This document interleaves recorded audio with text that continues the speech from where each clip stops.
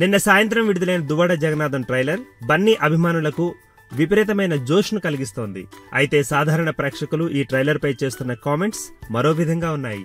అదిరిపోయే పంచ్ డైలాగులు, పొట్ట పగిలిపోయే కామెడీ బిట్లు ఈ ట్రైలర్లో ఖాయం అనుకుంటే దువ్వాడ జగన్నాథం ట్రైలర్ ఒక రొటీన్ కమర్షియల్ సినిమాకి వదిలే టిపికల్ ట్రైలర్ లా మాత్రమే కనిపిస్తోందని కామెంట్స్ వినిపిస్తున్నాయి.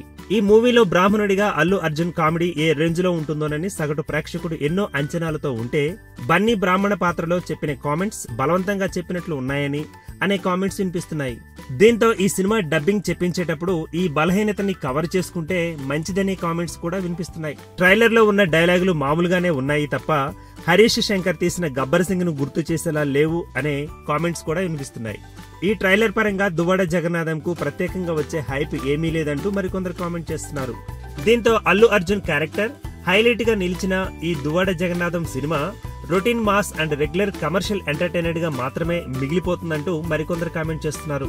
నిజానికి ఈ ట్రైలర్ ముందు వరకు ఏదో ఒక కొత్త తరహా కథతో దువ్వాడ జగన్నాథం చిత్ర కథ ఉంటుంది అని చాలా మంది ఆశిస్తే, హీరో అర్జున్ గతంలో నటించిన జెంటిల్మెన్, హరీష్ శంకర్ గతంలో తీసిన రామయ్య వస్తావయ్య సినిమా సన్నివేశాలను కలుపుకొని తీసిన సినిమాగా దువ్వాడ మారబోతోందా అనే నెగిటివ్ కామెంట్స్ వినిపిస్తున్నాయి. దీంతో ఒక సాధారణమైన కథతో తీసిన దువ్వాడ జగన్నాథం రికార్డులు ఎలా క్రియేట్ చేస్తుంది అనే కామెంట్స్ మరికొందరు చేస్తున్నారు. ఏది ఏమైనా ప్రేక్షకుల తుది తీర్పు వచ్చే జూన్ 23వ తేదీ వరకు దువ్వాడ జగన్నాథం హడావిడి కొనసాగుతూనే ఉంటుంది.